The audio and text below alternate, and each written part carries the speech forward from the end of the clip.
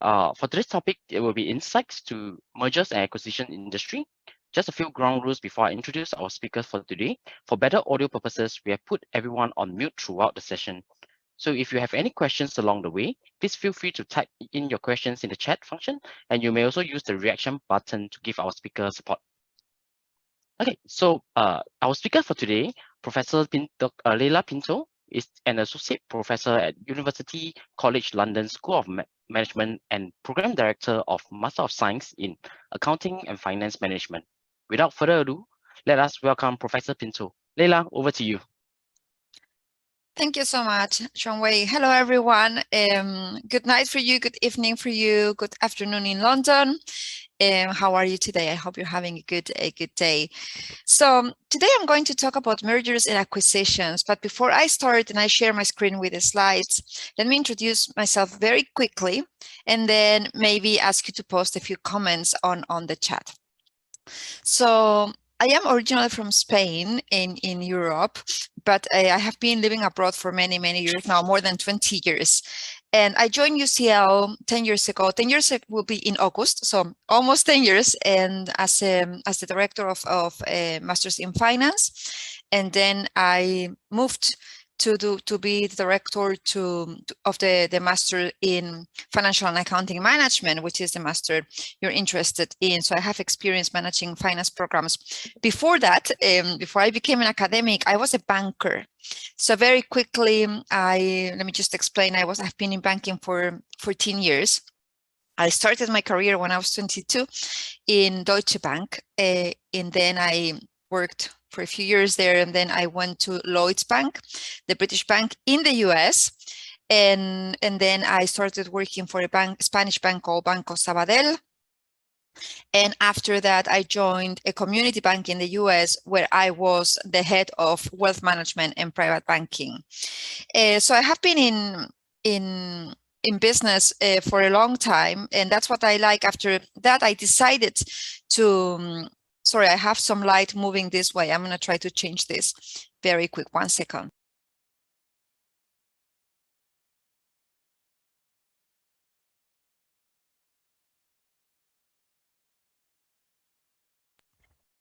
So sorry about that. I know I can see the light coming through my side.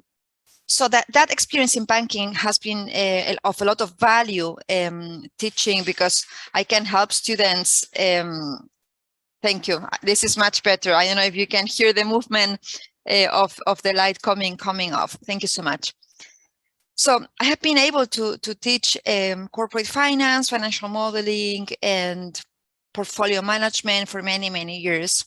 And one of the things I really like is M&As, mergers and acquisitions, is one of the topics I really like. Though this is not a very good year for M&As, 2023, we're seeing a slowdown. Now, before we get into the topic, why don't you put in the chat something you like about finance, anything you like about finance. If you like banking, if you're interested in investment banking or in mergers and acquisitions, or I don't know, what is about finance that you like. You know what I like about finance? I like people. I like to interact with my clients. That was the best part always in my finance career. So please go ahead and use the chat and just tell me the one thing about finance that you really like, or that you think you like, because you may be still trying to find out if you like finance or not. Grace, thank you so much. I just read your comment in the chat. I'm not that young, but thank you that much. Okay, so I'm looking at the chat. So Benjamin wrote investments. That's good. You mean portfolios, right? I guess portfolio investments, asset management. Grace, you like the volatility. You're a risker there. That's good. The volatility is a part of finance, though I don't think we like it in finance that much. It may bring losses, you know that. But of course, there is no finance without volatility. It's part of it. Wow. I don't know if people like the Credit Suisse problem. By the way, yesterday I was talking on TV here. I was talking on TV about the bank's problem. They interviewed me on what is the problem, and one of the problems we have now is liquidity, a liquidity issue, a trust issue. Anyway, keep putting your things, keep putting your comments on the chat, and I'm going to share my screen now so we can start the talk about M&As. So I guess you can see my screen now. If you can't see it, please shout. Tell me something in the chat, but I have received confirmation. So we're going to talk about this today. What are mergers and acquisitions, and what are the first definitions? That's always number one, because many of you may know very well what this is. Some of you may never heard about a reverse merge or a SPAC. So first I'm going to go through definitions. Then let me go back one moment. Then I'm going to talk about the reasons why companies merge. Then we're going to become a bit more, we're going to go into more technicalities. So we're going to talk about the acquisition purchase premium versus the synergies. Then a few facts of what's happening in real life in the M&A industry. I'm going to give you a success story and a fiasco, a bad story, which are real cases. And then we're going to talk about the 7 keys of merger success very briefly. I'm not going to go through the 7. I'm just going to enhance a few of them, which are very, very relevant. So who can tell me what is the difference between a merge, for example, any reverse merge? Right, type this for me in the chat, and I'm going to start explaining this in the meantime. Okay, a merge and a reverse merge. What's the difference? Okay. So emerge, and here I created this table to have everything on one screen. So here you have like bits of what each of these definitions mean. So emerge, okay, untap. A reverse merge is able to break away. Perfect. I'm going to explain that in a second. Thanks for telling me this. You're on the right track. So emerge is just a business combination. So first, allow me to say both of them, a merge and an acquisition, both of them are business consolidation strategies. So we want to grow our company, but instead of doing it organically through increasing sales, we're going to grow our company what we call inorganically, which is through getting together, consolidating with another company. So both of them, whether it is a merge or an acquisition, both of them are business consolidation techniques or strategies. Now, there is a technical difference between them. A merge, usually in a merge, 2 companies get together voluntarily on, sometimes we call it a merger of equals, but usually one is bigger than the other, but it is a friendly merge. So in that, to do this, a third company is created, which is empty, right? A new company is created, and then the assets and the obligations, the assets and the liabilities of the 2 companies are put together in the new company, and that's the consolidation. So there is a new legal entity created where the assets and the liabilities of the 2 companies are merged. Now, the 2 companies may be of different sizes, though we have seen in the past mergers of equals, which both of them have the same size. And usually what I would say that is not here is that it's a friendly deal. Of course, in a merge, you're going to have duplications. 2 companies, each of them may have an accounting department. Each of them may have a human resources department, right? So when you put them together, you don't need so many people, right? So yes, it's going to lead to layoffs, to people losing their jobs, but the strategy per se is to exploit synergies. Let's say you have 2 pharmaceutical companies. Each of them is investing in different medicines, right, and different drugs. So putting them together, you will have double the pipeline in new medicines, new drugs, right? So usually a merge, there is a reason for the merge, which we're going to talk next. But it is a friendlier deal. Usually there are less layoffs and less problems after the merge because both of them agree on this. Now, in an acquisition, sometimes it is friendly as a merge, but sometimes it's not friendly. It is what we call a hostile bid. So one company, usually bigger, dominant, buys another company, a smaller one. In this process, the bigger company usually leaves their management team. It is the dominant company. So the target company, which is the company we are buying, usually the management team gets laid off or demoted, or many of the departments disappear. So in that sense, it's a more aggressive deal because there is one company that dominates the deal, usually retains the name and absorbs the other company. Of course, this is the average type of deal, but sometimes we see acquisitions that are friendlier. So again, as with a merge, you will have duplications, right? When two companies get together, usually there are duplications. In one of the main examples I can give you that I have lived many times, unfortunately in my career, is banking. When two banks merge, what happens? What happens when two banks merge? Well, one of the first things that happen is they close branches. I remember in Spain, where I'm from, last year or 2 years ago, we had a lot of banking mergers, and you could read on the news next day, Banco Santander is going to close 100 branches in the next 6 months. Why? Because now they have double the branches after the merge. They don't need to have 6 branches in the same street. So they do have duplication, so they're going to close branches. If they close branches, each of those branches offices have 3 employees. Those employees are going to be dismissed, right? So this is what happens in mergers and acquisitions, but usually in acquisitions, it tends to be a more aggressive deal. Now, one thing I wrote here that I think it's important is that these deals may be paid in different ways. So you can pay in cash, or you can pay with stock shares, or you can pay with a combination of cash and stock. Why is this relevant? Why do you think this is important? Now, imagine you are the target. You're being bought. Would you prefer cash, or would you prefer to be given shares from the acquiring company and remain tight, connected to the acquiring company for a long term? What would you prefer? So exactly, Anta, cash, right? Most people will prefer cash. We always say cash is king. You get the cash, and with that cash, you have the freedom to do whatever you want. You can invest in, if you want, you can take this cash and buy shares from the acquiring company, right? But most people will take this cash and then use the cash to build another company or just to retire, right? You don't need to buy more companies. So most people will prefer cash. Now, the problem with cash is that it has taxes. So if you get cash for your company, you're going to have to pay capital gains. But that's fine. That's something we cannot avoid, right? Taxes. Now, if you receive stock shares, there is a good and a bad thing about it. The bad thing is that now you're tight linked to the acquiring company, right?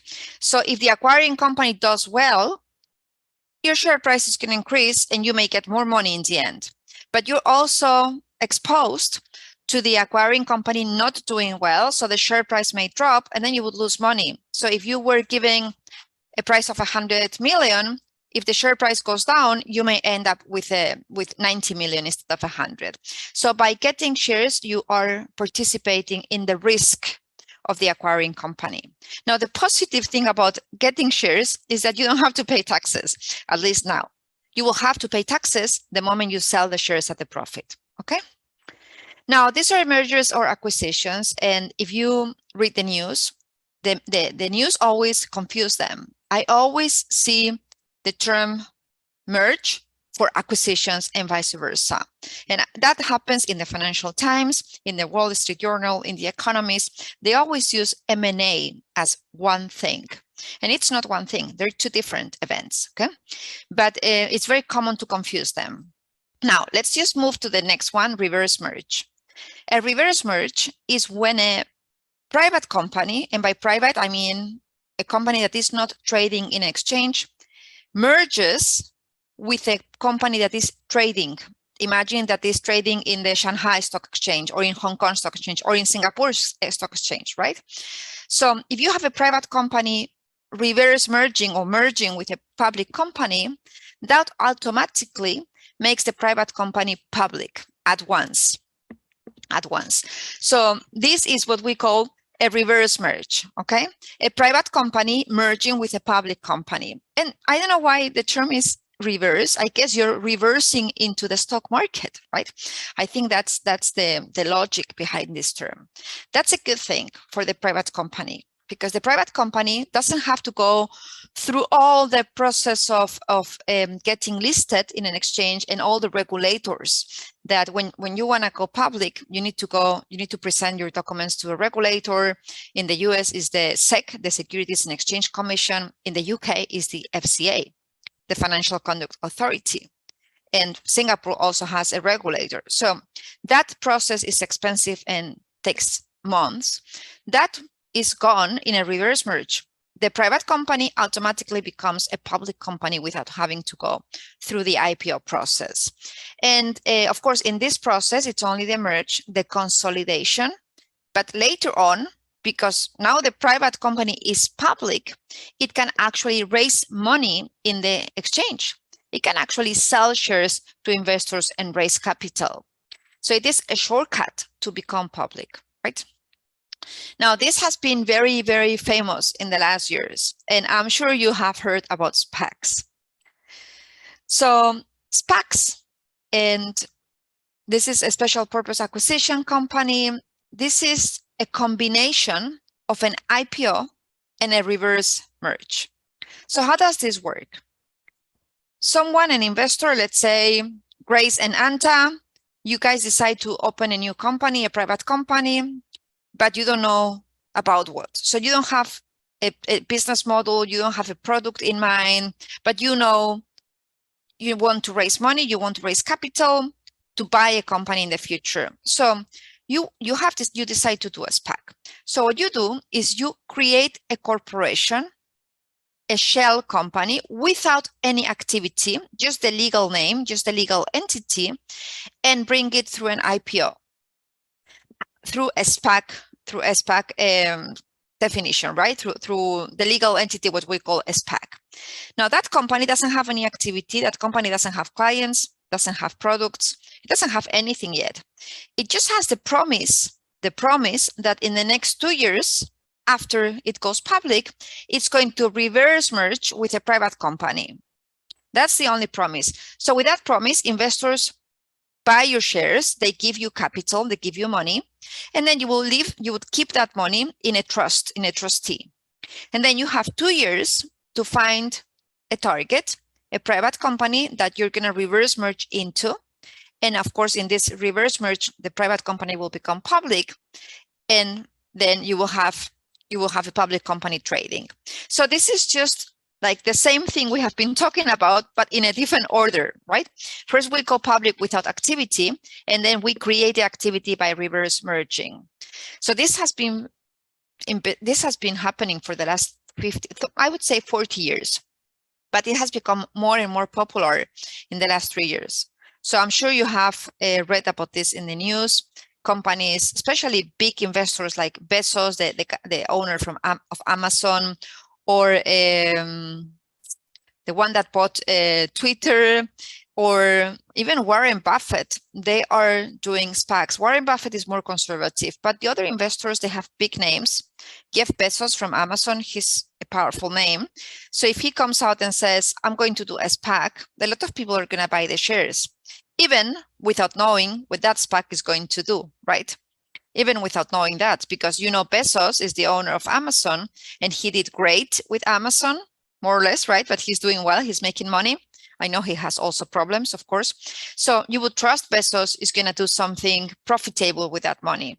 So people would invest in those shares without knowing the activity of the company, and trust that Bezos is going to buy a private company in the next 2 years. Now, what happens if the SPAC doesn't find a private company target? So if the 2 years lapse and there has not been a reverse merge, then the SPAC has to return the money to shareholders and dissolve. Okay, but all of this, the reason why I am explaining you this is because all of these are different types of M&A deals. And the ones we have seen more and more lately are SPACs, right? Grace, you have written in the chat, I have an ex-French CEO who created a new company every 7 years, and then he sells the company via M&A. Yes, it's a good way to sell companies. If it's an acquisition, right, you're selling the company. If it's a merge, you can also negotiate to exit the company. But the he must be brilliant though, Grace, because to be able to sell a company in an M&A deal, you must have something special, right? The company must have something of value. Okay, any questions about this, about the differences between M&As, reverse mergers, and SPACs? No? Okay. Why do you think companies merge? What do you think the main reason is? Give me something in the chat. Why would you buy another company? Operation synergy, that's very good, Anta. Yes. Customer base, Grace, perfect. Who else? Christian, integrate supply chains, perfect. There is one common thing that you're all saying, save on tax, Anta. Yes, that's also true. Though this is more and more difficult right now because most of the corporate taxes have become similar. Before, at least in the US, the corporate tax was 35%.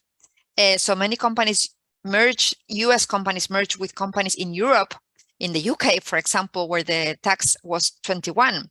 But now the tax in the US is also 21. So it's not worth it anymore to merge overseas for tax purposes. But yes, in like I would say 10 years ago, it was still a big deal. Now, the one thing that what you're saying has in common, I would say, is growth.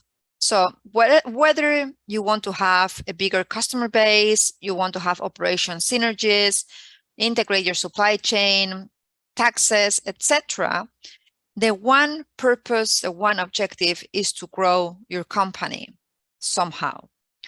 So here you have the list of reasons why companies merge. Of course, number one, becoming bigger, right? Leapfrog rivals. Though this is always being observed by regulators, and I'll mention this in a moment. Preempted competition, you snap up a company with attractive assets before someone else does, right? Sometimes in an M&A deal, the question is not, should I buy this company for my business? The question sometimes is, if I don't buy this company, my competitor is going to do it and they're going to become bigger and more powerful than me. So they're going to take customers away from me. So sometimes it's just a matter of survival, right? It is like the jungle, or whether you eat that frog or someone else will eat the frog and you will have nothing to eat for the next 3 years. So I'm just kidding. So sometimes it's just a matter of trying to be competitive, right? And not let your competition grow bigger than you and more powerful and take market share away from you. Domination, though, number 3 is domination. This is not well seen. There is something called the antitrust law, and the regulators are very, very, they're aware of 2 companies that are merging and becoming too big and being able to manipulate prices. Like one example I brought that you have here, the logo, is Luxottica. I don't know if you have heard about this company. Luxottica is an eyewear manufacturer, a glass shades and glass manufacturer, and they have become a monopoly. They have grown huge. It's an Italian company, and they have been growing for many years through acquisitions. And now they dominate the sector. Actually, they manufacture the glasses for big brands like Ray-Ban or any glass you're going to buy from any brand, even prescription glasses to see or sunglasses from famous brands. The other day, I brought some glasses from Michael Kors, and when I looked at the tag, they said they had been manufactured by Luxottica. So they have probably 80% market share globally.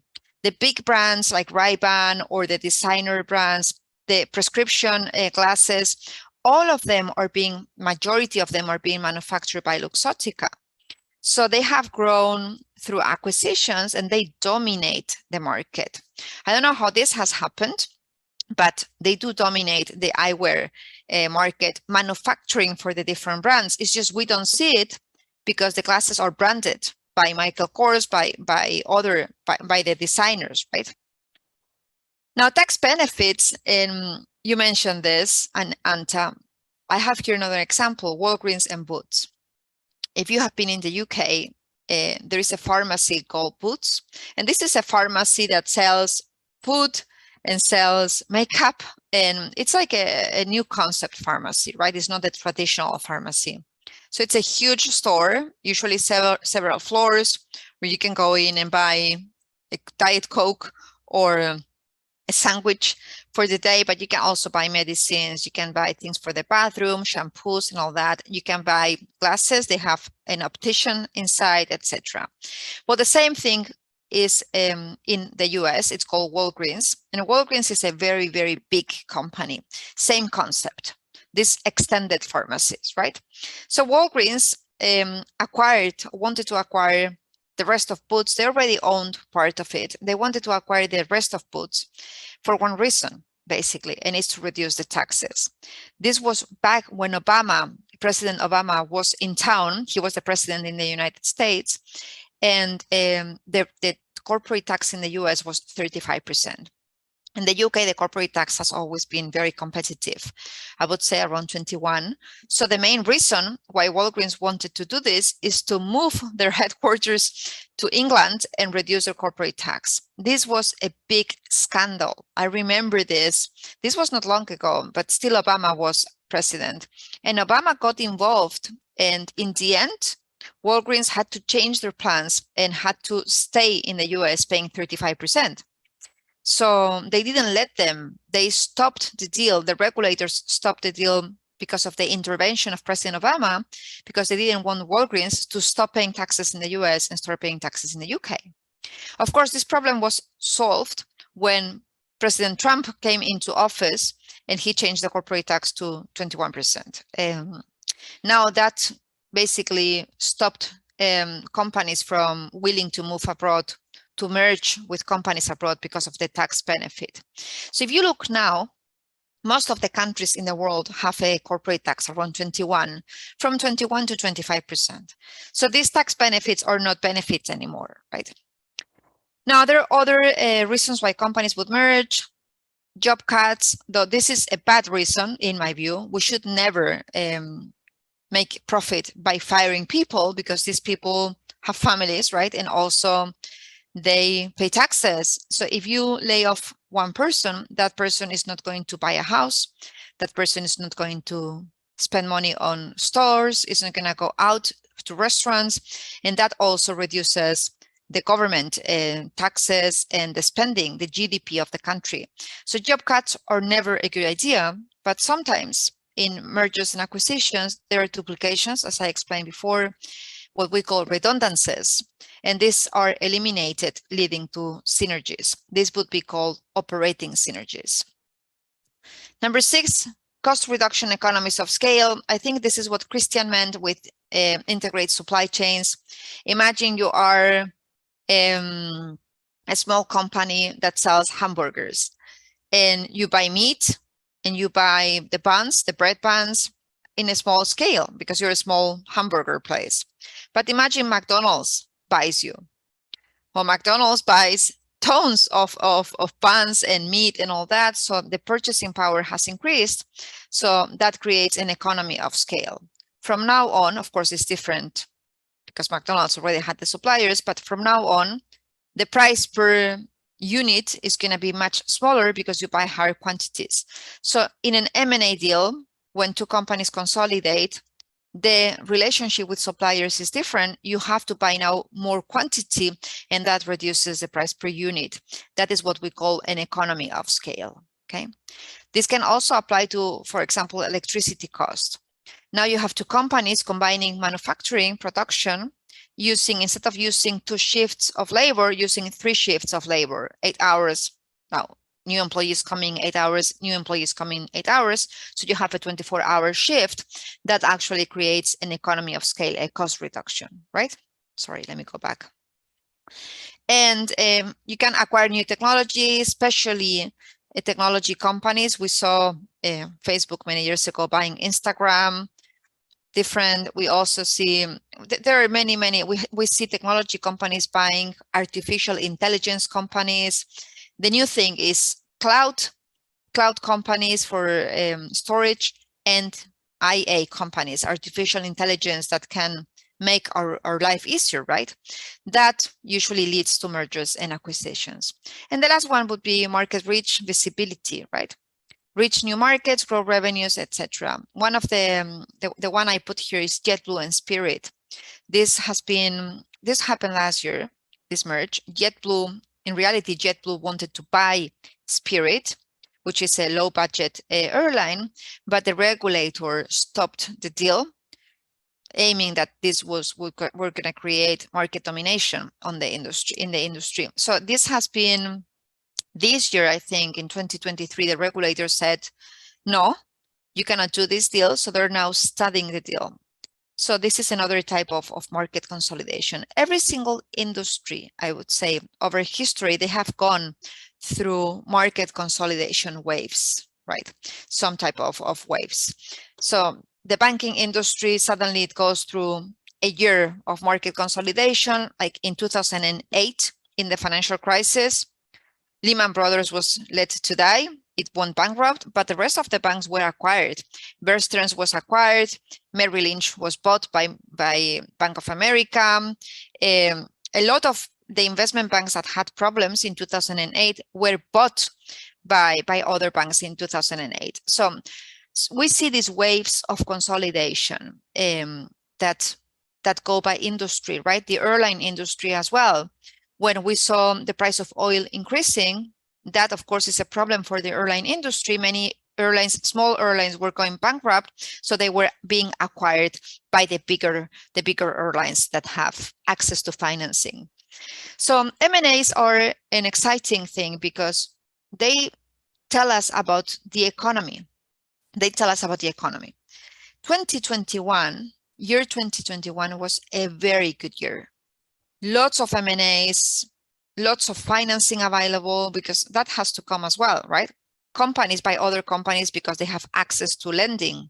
They have access to equity, to shares. When the capital markets dry in a recession, there are less M&As because companies don't have the money to buy other companies, right? So 2021 was a very good year. 2022 was slower. In fact, this week I read that the investment banks had a big loss in revenue in 2022 because of the decline in M&A deals. And 2023 is still very slow. We have not seen many deals this year. Only a few deals. In 2023, we have seen a few deals in the car industry, the automotive industry.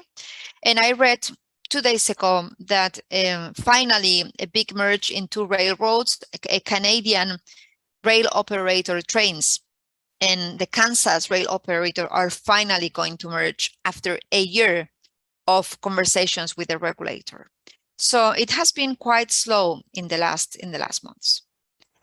And that is signaling kind of a slow economy, a recession, right? So let's talk about the premium and the synergies. Now, let's say we want to buy a company. And we value the company. We have our finance experts. They do valuation techniques, discounted cash flows, relative valuation, AVP, 3-4 exercises of valuation. And the value of the company is 10 million pounds. That's the value of the company. Now, when we go negotiate, we say, okay, we're going to pay, we tell the target, we're going to pay you 10 million, which is the value, right? Is what the company is worth. And then they say, no, for that money, we won't sell. We want 15 million. Okay, then you have to actually look if it's worth paying 5 million on top of those 10 million. So what companies would do is they would try to project what are the synergies. If we buy that company, how much extra money, how much additional revenue can we make in the next 3 to 5 years? Short term, right? Because a lot of things can happen in the coming 10 years. So we never look so far in finance. Companies are affected by many different factors. So you cannot try to forecast revenues 10 years from today. That's very difficult. Taxes will change, interest rates will change, the economy may go into a recession. Things may happen that are outside your control. So if you're going to buy a company, you're going to try to forecast what are the synergies you're going to create in the next 1 to 3 to 5 years maximum. Those synergies, and I'm going to go to the next slide and then come back to this. Those synergies can come from the operations of the firm here on the left, or the financing of the firm. Operational synergies could come from, imagine you buy a company with a pipeline in medicines. You're buying a pharmaceutical company that has a huge lab, and in the lab they have 5 medicines, 5 drugs that are about to be approved by the regulator, by the FDA in the US. So that would be more sustainable excess returns, because once those drugs are approved, you can start selling them for the next 15 years with an exclusive patent, and that's going to give you more cash flows, more revenues. Maybe you're buying a company that has a very well-known team of investments. That team will give you a higher return on capital, will make your investments more profitable. So whether it is because you have more sales or because your sales are more efficient, then you can create synergies. You can also create synergies from reducing cost, right? Economies of scales, layoffs, as we saw, etc. So from the operational side, we can look at how are we going to increase our revenues or sales from this merge, or how are we going to reduce our cost from this merge. Most of the operational synergies come from cost savings. That's the easiest thing, the quickest thing. If you are a bank and you close 100 branches, 100 offices, that automatically reduces your operating cost, because those offices have to pay mortgage or rent, electricity, employees. That is an immediate reduction on your operating cost, which would be an immediate increase in your profit. Long term, you should target increasing your revenues, your sales, maybe making your product more sophisticated, maybe having a better customer service. Sometimes what we see a lot in the UK is companies acquiring call centers in India to improve their customer service, right? Now, if the synergies come from finance, we can have tax benefits, as we mentioned, increased debt capacity. If we are buying a company that doesn't have any debt, it's a clean company, we can use that company, that company assets, machines, warehouse, whatever the company owns, and use that as collateral to ask for more debt, right? So sometimes an acquisition leads to having more assets and hence the capacity to have more debt. And of course, diversification. If you are buying a company which is different in nature of what you do, like for example, Louboutin, the luxury company, they have clothing, they have watches, they have luxury, they have jewelry, they have drinks. They are the owners of a lot of alcoholic beverages that are like Moët Chandon, for example, champagne. So that diversifies your portfolio of products and hence reduces your company risk, right? So the synergies can come from different angles, right? It could come from operations or financing, but there have to be synergies. If not, what is the point of doing the merge or the acquisition? So let me go back to the previous slides. So based on these synergies, companies may be willing to pay a bit more. So in our example, the company was worth 10 million, but they wanted 15. So they can want, of course, 2,000 million, but if we are acquiring the company, we need to do the math and we need to see, okay, what are the synergies and how do we monetize this? So if we're going to increase sales, how much do we think we can increase sales? 6%, 10%? How much is that in pounds? If we're going to reduce operating costs, how much is our savings? We're going to reduce it 5%, 10%. So where do we stand? And you need to do those projections in the next 1, 2, 3, 5 years and then see with those improvements, how much is the company worth? If you think the company will be worth 15 million or more, then you can say, okay, yes, we're going to pay 15 million. In that case, the premium would be 5. The price, 15, minus the value, 10. That difference, the 5 million, is the acquisition purchase premium you're paying. Now, this part here, the right one, this is the APP in history. This is up to 2018. Usually companies paid a 30.6% premium on their acquisitions. But you know what? In good economic times, we have seen this premium has gone up to 100%. So companies that were worth 10 million, they were bought for 20 million. And one of the reasons why the APP can go so high, up to 100% or more, is because of competition. If the market is very hot, if the market is good, booming, people have cash, then there will be a frenzy market for M&As. All the companies will be looking to buy. That's why M&As come in waves. When things are going well, companies have extra cash. All the companies by nature are going to start looking for other companies to buy. And this increases the price, right? If you have a company you have looked at and say you like that company, you make an offer, probably that company is also negotiating with your competitor and they're going to try to sell to the best price. So when there is competition, there is a hot market and interest in buying, usually the price goes up and you will have to fight for that company and pay more if you want to buy it in the end. Okay? Okay. A few facts just to wrap up. In reality, there are a lot of studies about M&As. If you take it's Google Scholar and you search for articles, you'll see there are thousands of articles on M&As. You know what? Just to keep it simple, more than 80% of the deals fail. That's it. And you will be shocked by this. Why? If 80% of the deals fail, and I would say 75, 80% of the deals fail, and by fail, it means they lose money. They think they're going to have 5 million in synergies, and in the end, they have none, or they have less than 5 million. They overpay. The premium is too high.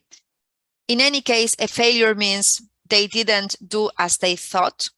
Why, if more than 80% of these deals fail, why companies continue doing mergers every single year? Why do you think this is? Use the chat to tell me about this. What is the motivation behind an M&A when we know it is super difficult to make it successful? Okay. What do you think? Tell me in the chat, okay?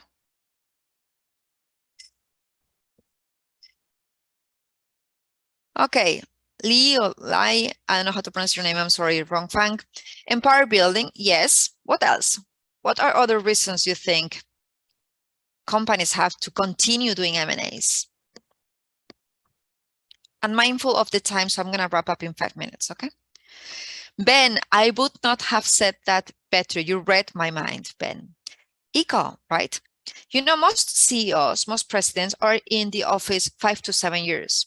And all of them, before they leave, they want to do a big event, whether it is a merge, an acquisition, an IPO. But most of the public firms that already are trading, right? They cannot go through an IPO. They would try to go through an M&A before they leave office. So sometimes it's just pushed by the willingness of one person, which is the CEO of the company. Sometimes it's because human beings forget about past crises, right? We keep doing the same mistakes over and over. So one of my friends at UCL, Dr. Peter Clark, he wrote a book on M&As, and he said that human beings are the only ones that would make the same mistake twice, again, and 3 and 4 times again and again in history. So this has happening when you're a business owner, a CEO, and you have the opportunity to buy another company. You look back and you see how many horror stories are in M&As, but you don't think that's going to happen to you, right? You think, okay, my company, my deal is going to be among the 15% or the 20% that are successful. Nobody thinks you're going to be the next failure. Everyone has this optimism that you know better, you know how to create value, and you're going to do well. So it's also this behavioral finance, right? The psychology behind big names, CEOs, CFOs, top management team. They have been successful in life. They have good positions in corporations. They make a lot of money, and they have this sense of accomplishment. They don't think they're going to fail. So it's this optimism that continues leading M&As in industry despite the high ratios of failures. Now, let me just give you, and this is really a wrap up, the 2 Yes, of course, Ben. They do make very good cases of in MBA courses, but hopefully we didn't have that many, right? We have too many bad cases. So here I brought to you two examples, a good one and a bad one. The first one, you know this very well, is Facebook and Instagram. Okay, Facebook bought Instagram for 1 billion in 2012, and it only had 13 employees. If you read the news, everyone thought Facebook was crazy. Okay, everyone thought they had overpaid for the company, and it was the lottery. They won, the 13 employees had won the lottery with this deal. Well, it happened to be one of the best, probably the best deal Facebook has done yet, but they didn't know at that time. They took the risk. Today, it contributes more than 20 billion to the firm sales, and it's actually the one company that Facebook owns that leads revenue and that keeps them on top of the social media available. Facebook is dying as a network. Now, a lot of people go to Instagram, right?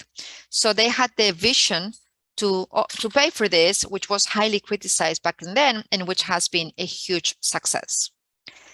Now, a bad example, yes, a lot of people are on TikTok. TikTok is actually giving them a lot of, TikTok is the big thing now for the younger generation. Every time we change the generation, a new thing comes up because we're different, right?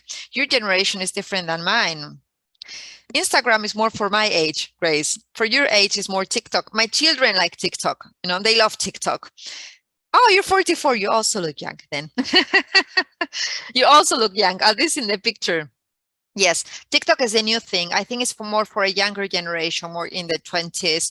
But of course, you know, once you get engaged with those short clips, you're there. I love the short clips too, but I would say it's more my students, my average student generation or my kids generation. But yes, it's a new thing. I think once it's out there and people see how funny it is, how easy it is, everyone is going to like it. But yes, of course, that's what happens with technology companies.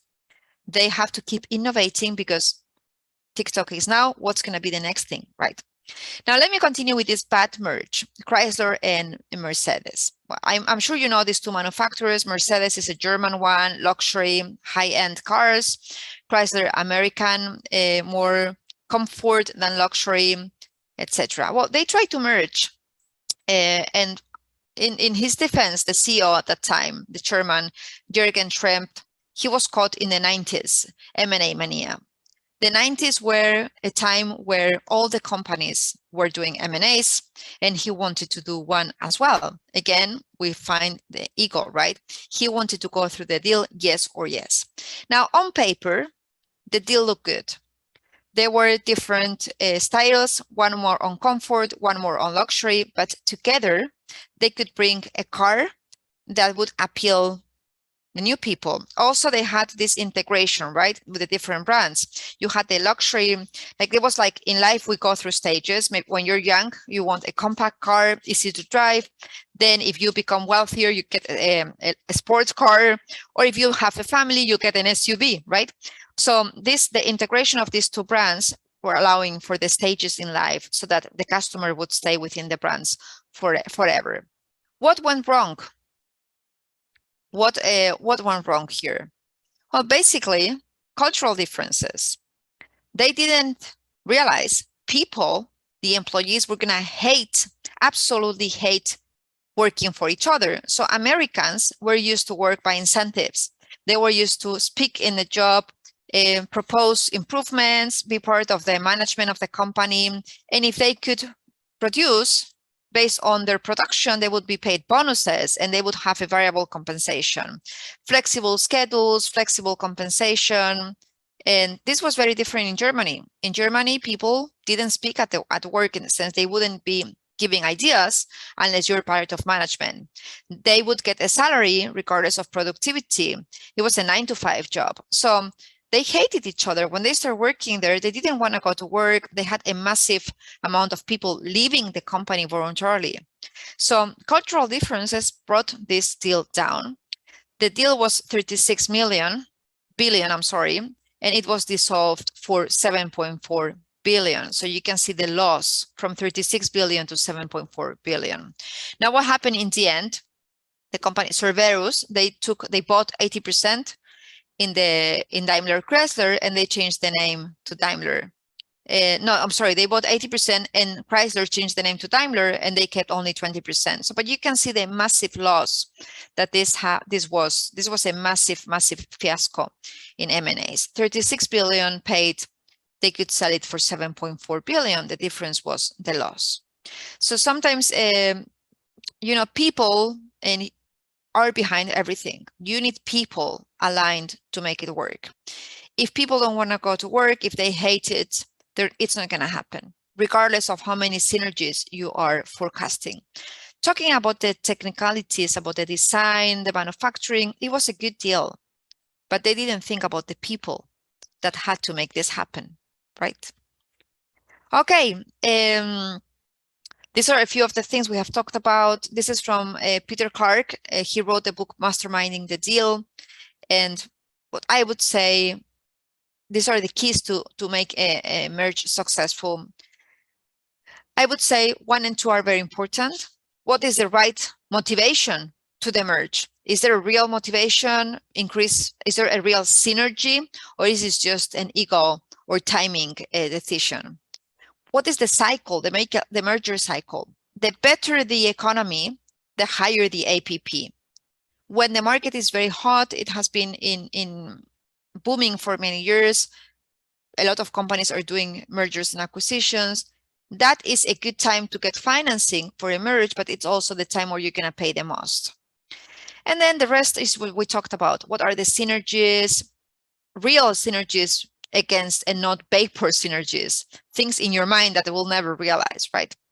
And also at limits to your APP, you need to have a limit to how much premium you're going to pay on a deal, right? If not, it can be, ruthless, right? You can, if the value is 10 million, you can end up paying 15 million, 20 million if you don't set a limit of how much are you going to pay for the company. So these are the seven tips that he gives, Dr. Clark, about, of course, he develops this, and each of these is a chapter. But basically, just make sure you have the right reasons. Just do the numbers right. Don't be too optimistic, of course. And also the timing makes a difference. If you do an M&A and then the pandemic hits, probably you're not going to be successful. But this is something you didn't know, right, about the pandemic.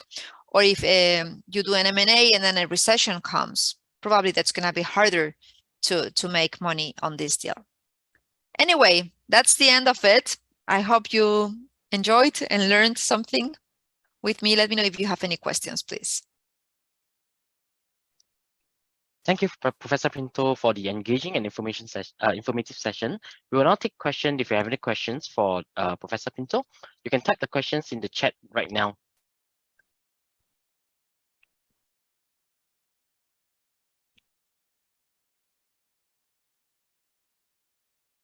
Professor Pinto, we have a questions from Benjamin. Yes, I can see it. Thank you. Benjamin, that's a very good question, but it's also very long to answer. I would say when evaluate the potential M&A, you really need to see how is it adding value. Now, sometimes we think, sometimes it's very obvious, right? Sometimes the add value is very obvious. Imagine you are a car manufacturer and you're acquiring a tire manufacturer. There is a clear synergy, right? It's a vertical integration. So you're buying the tire manufacturer so that you can buy the tires, you can make the tires yourself. You don't have to pay a premium or a profit for them. So I would say the first thing is analyze where are the synergies coming from and how is this going to make a difference, right? To your revenue, to your cost in the long term. So if it's a vertical integration, it is usually easier because you would still have to buy from a supplier, but now you are buying the supplier, so that's going to integrate your production. That's what also Prada does. The company Prada, the luxury company, they have done vertical mergers to integrate that process. But sometimes in other type of mergers, like horizontal, you're buying a competitor, you need to make sure it adds value and it's not going to cause a problem. So sometimes there are things that are unavoidable, like you're buying a company that has a lawsuit, but you don't know about the lawsuit, especially if you're buying a private company, right? You don't know about the lawsuit, and then after you purchase the company, it comes up 6 months later and you have to pay 2 billion fine. So the unexpected happens more often than what we think. But I would say keep it simple and try to see how is value being created in this deal, or how can be value, and then be very, very realistic on the monetization of that. Like if you think there's going to be an increase in revenue, how much is that increase in revenue? I would say do scenarios. Like don't be too optimistic, don't be too pessimistic, because in life, we're going to have cycles where revenues are going to be 8% or minus 5%. So I would say doing scenarios is also a good way to forecast what can happen in the future.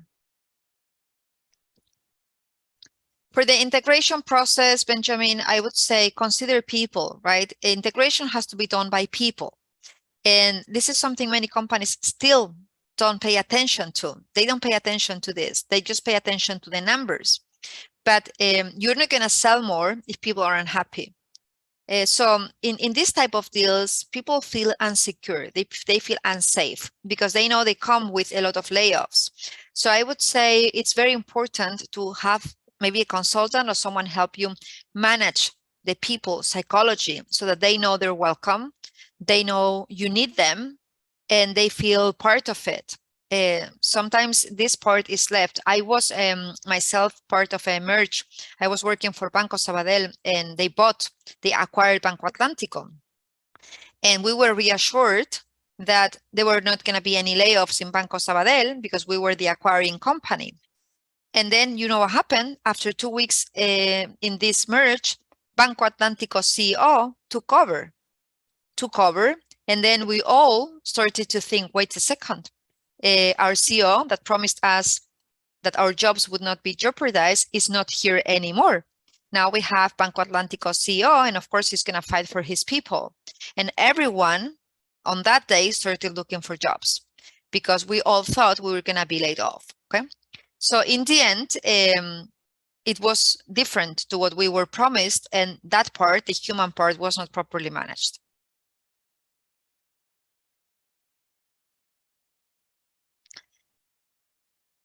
Grace, I can see your post. So in 2022, we have the Great Resignation. What do you mean by this, Grace? By the Great Resignation? You mean the fact that we like to work online now? We like to work from home? Is that it?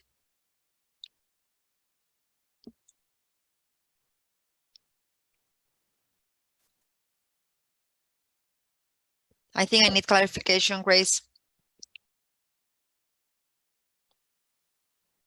Oh, okay, I see. Okay. Well,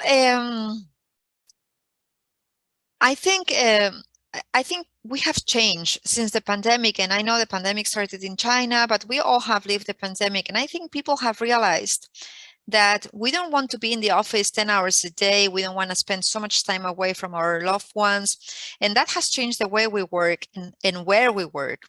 So I think that is changing the corporate arena, right? Now, companies have to take this into consideration, and they have to put employees requirements first if they want to attract talent.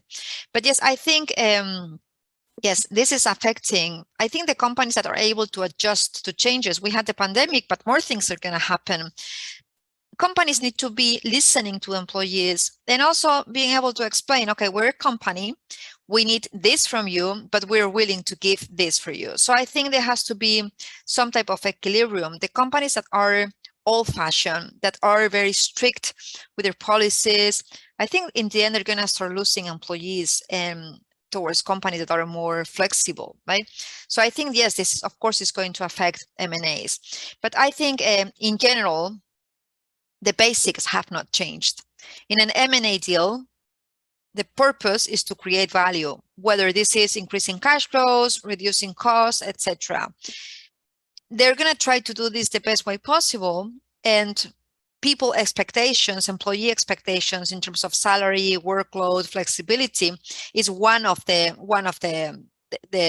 things they have to negotiate, but it's not 100%. So we're in the same, it's always the same, but now I think companies' flexibility and companies understanding what their employees need are more successful because they get more value from those employees, right? So yes, this is somehow changing the scenario, yes.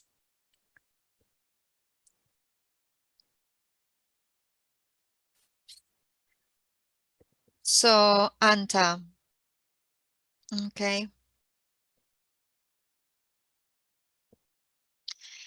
Yes, it's not only human psychology, it's also numbers. Imagine,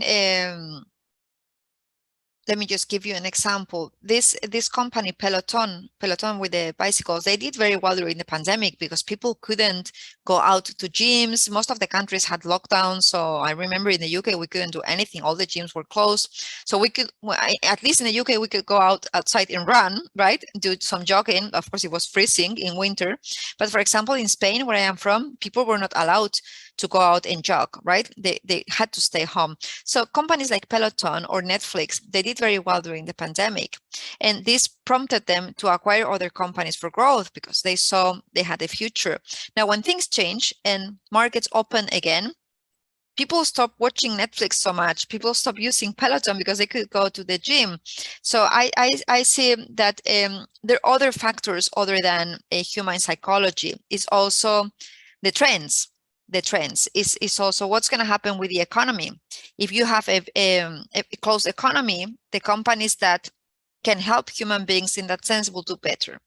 But in terms of quantification, I think the way we quantify in M&As is if the deal is successful or not. Now, how many of these deals go down or are unsuccessful because of psychology? I don't know. I don't have that number. I'm not a researcher in M&A, but I am sure that at least 30% of these deals are not working because of human being related issues, like human psychology and happiness, changing in people preferences, etc. But this is not the only reason why deals don't work. The two reasons why deals don't work, the two main reasons are overpaying, so paying a too high of a premium, right? That's the main problem. If you overpay, it's going to take you a big effort to generate synergies just to cover that payment. Imagine to make a profit, right? That's the main problem, overpaying. And the second problem is being optimistic in the synergies. So you think you're going to generate 5 million in synergies in 1 year, and then you generate 2, or you take 6 years to generate those synergies instead of 1. So time, whether the synergies are less or the time you need to generate them is longer, that also brings down the profit of the deal. So I would say in order, APP, too high, too much premium paid, synergies, being over optimistic and not being able to generate them, and third, the human beings behind the deal. That's, I would say, yes. That are the reasons why these deals don't work. Some of these deals don't work, right? Okay. What else? Thank you, Professor Pinto. Is there any more questions? Yeah, I think we have one more from Christian Philip. We will take one last question before we move on to the program sharing. Yes, Christian, I completely agree. There is a preference for companies with ESG initiatives. I think this increases the valuation of companies. Yes, there is a preference. I think this is the future, right? We have to be more conscious of sustainability. It is a real problem. And the problem is because it's long-term. The effects are long-term. A lot of companies don't realize. But I think more and more consumers are valuing this. So there is this subjective preference for companies that invest in ESG initiatives. And I say subjective because it's not something we hear too much, but slowly we're trending towards that. And I believe that companies that do invest in ESG, they will have higher valuations in the future. This is something we really need to address now, and it can't wait anymore. So the companies that take the lead will be better positioned in the future and of course increase the valuations.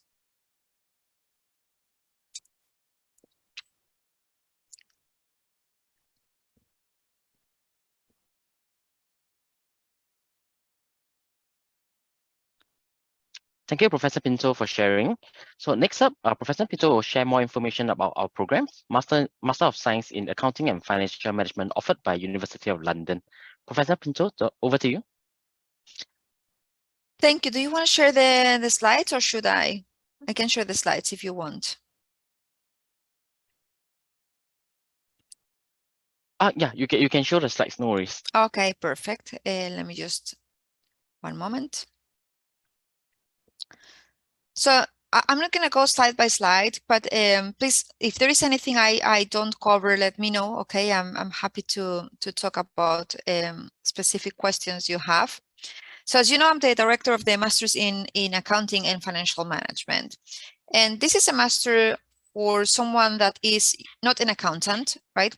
But that has a whether interest to work in finance or accounting, or whether you already work there, but you want to increase your knowledge to apply to higher end jobs, right? Well, better paid jobs.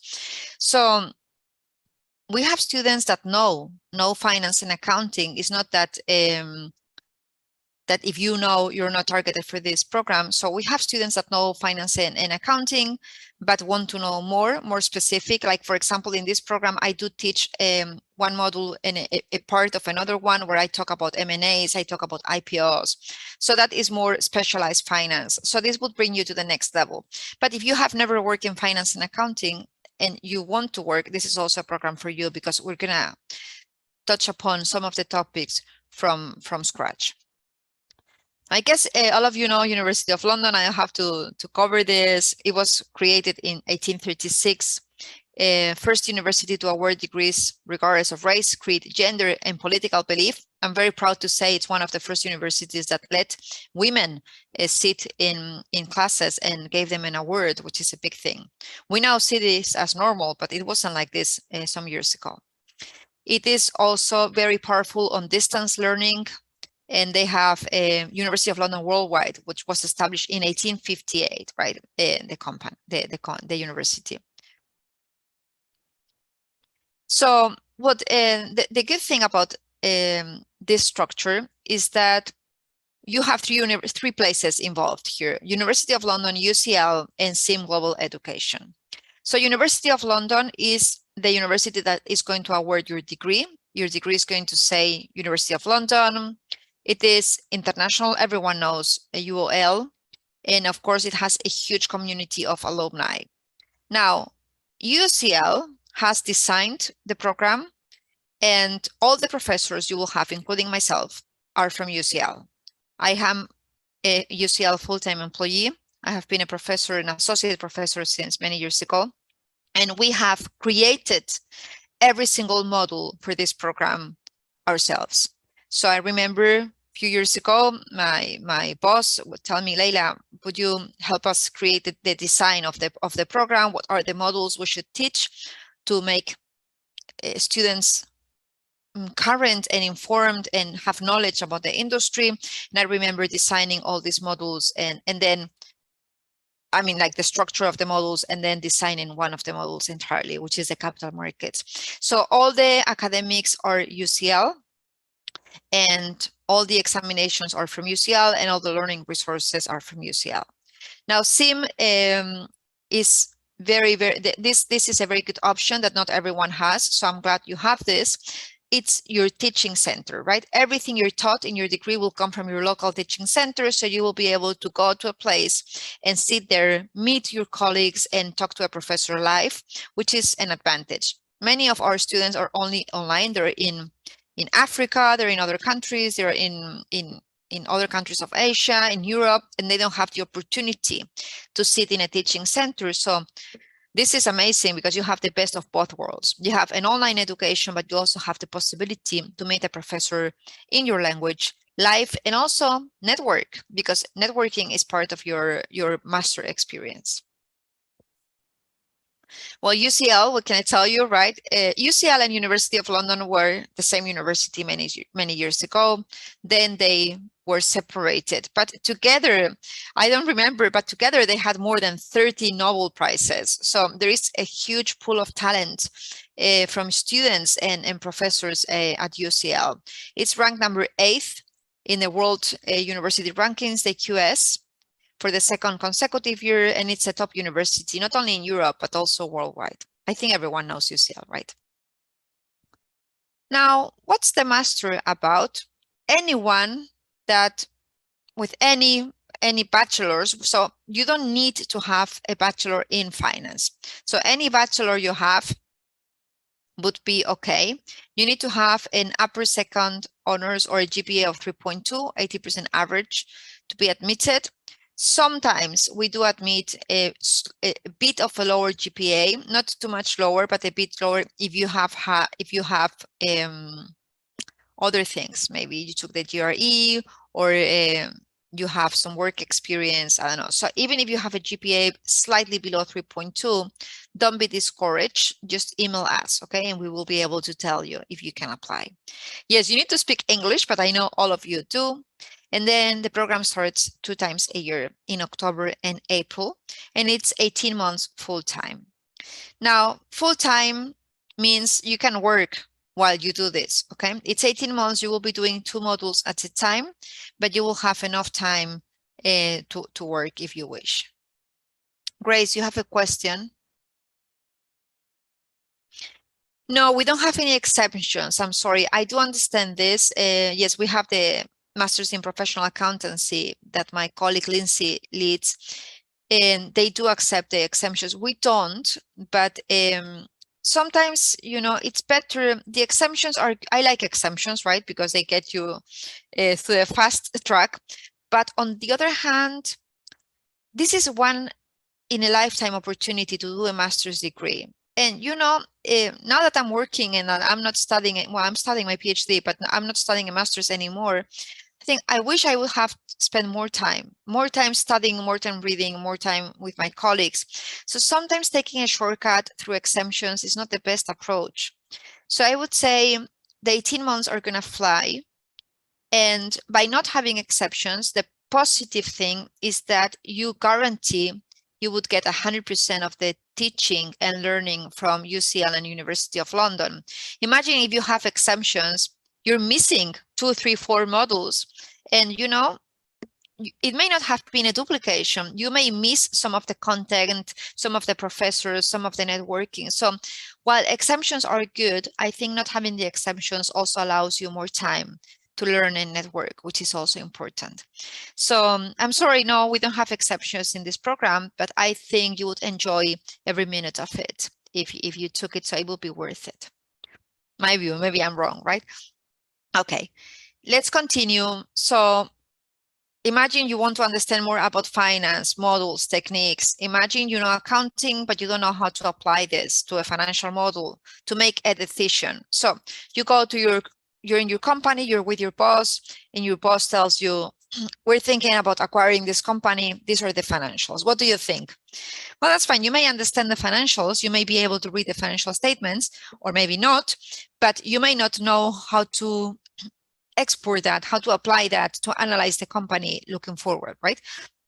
So I'm sorry, how is that company going to perform in the future? How can you project revenues? How can you understand the dynamics of an M&A or how anything? So going from the numbers from the financial statements into real management and being able to do financial assessment and decisions is a different story. So in this program, you're going to be taught the whole dimension, from the numbers and how to analyze those numbers to how to make decisions of different nature. In fact, at the very end of this program, there is a simulation which I really like. It's an airport simulation where you're giving basically a hole on the floor, right? You're giving, okay, this is a potential airport. What would you do in this airport? And this, you have to do the financials, the statements, but also you have to see how this impact your management.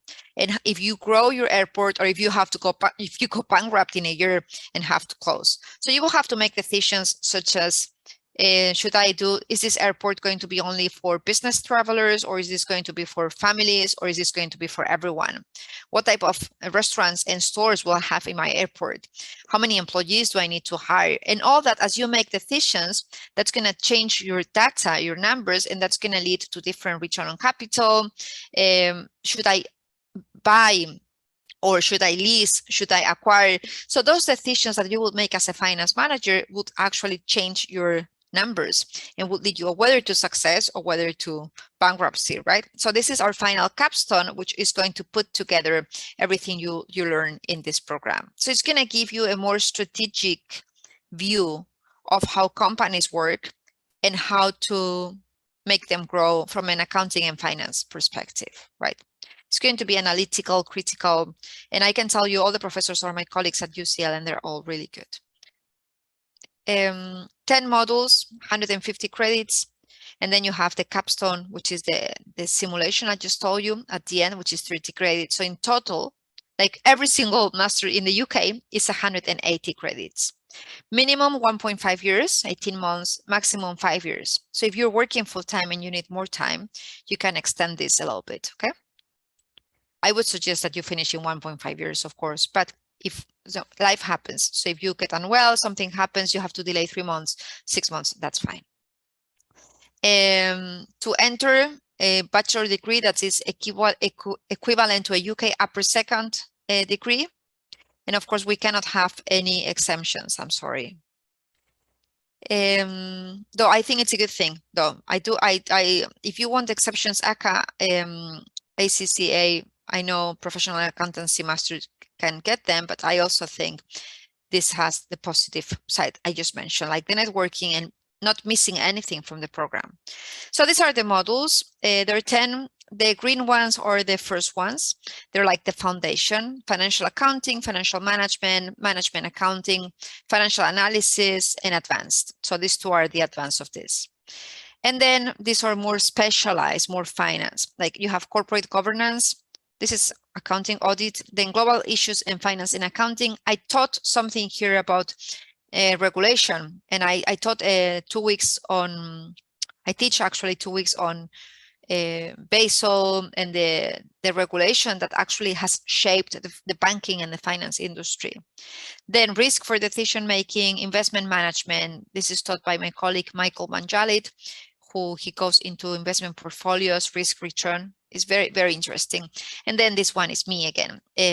So this is the only module I actually teach for completely. Capital markets and global perspectives, where I talk about financial products, IPOs, M&As, LBOs, etc.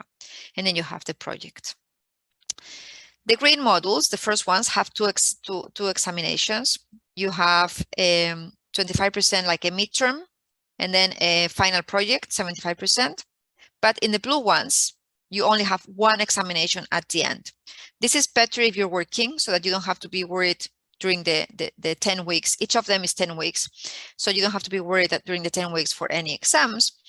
And it will compile, the coursework will basically be a summary of the entire course. And then the project lasts 20 weeks. It's double the time because it's double the credits, right?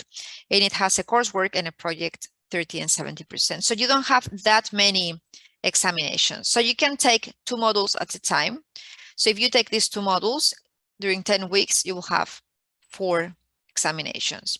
So probably 2 halfway, like in week 5, and the other 2 at the very end in week 10. So that this is thought so that you can do this while you work, right? Some of you have children, some of you have a full-time job, you're busy. It's not that we just can go to university and sit and spend 8 hours there, right? So this is prepared so that you can manage this while you work. And this is the time. Every single module is 10 weeks. So you would see 2 modules every 10 weeks. And the last one, the capstone, is 20 weeks. So you can see in the last 20 weeks of the program, you have 1 module in the capstone and 1 module of the capstone. Okay. So you have 4, 6, wait a second. Yes, 4, 6, 8.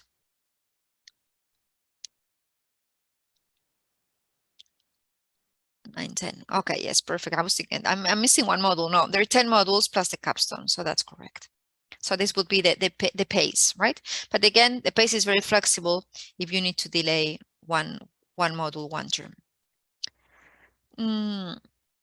So you will have a module leader, the professor, that everything is pre-recorded. Everything is in the VLE, that is the virtual learning environment, but you will have seminars live with the professor, 3, usually it's 3 with the professor and 3 with the tutor, So you will have 6 seminars that are live during a 10-week course, and you will have full-time access to the professor and the tutor.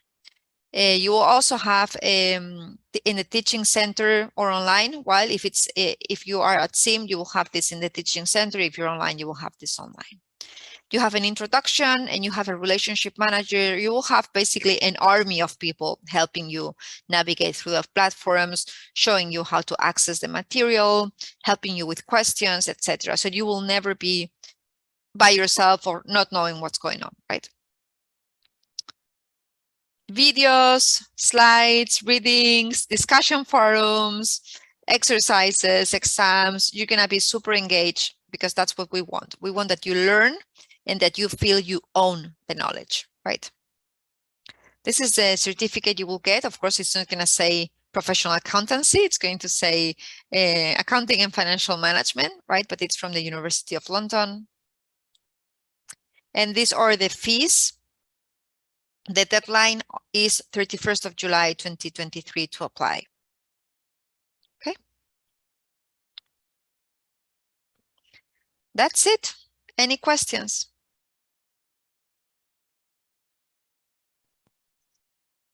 Thank you, Professor Pinto, for the sharing. We will now take any questions pertaining to the program.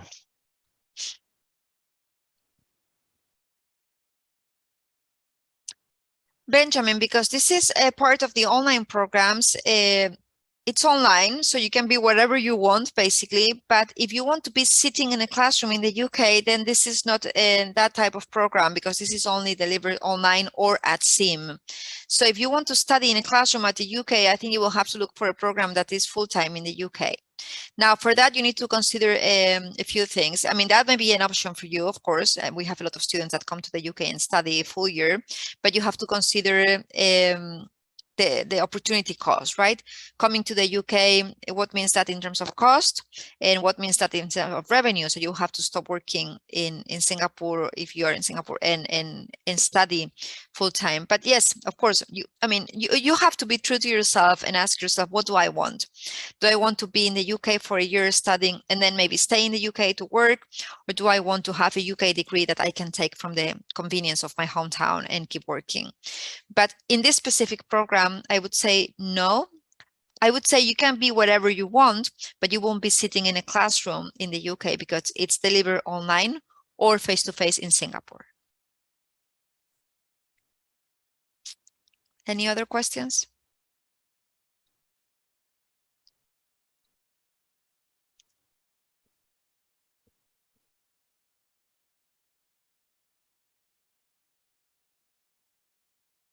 If you have any questions, do put down in the chat so that Professor Pinto can help to address them as well.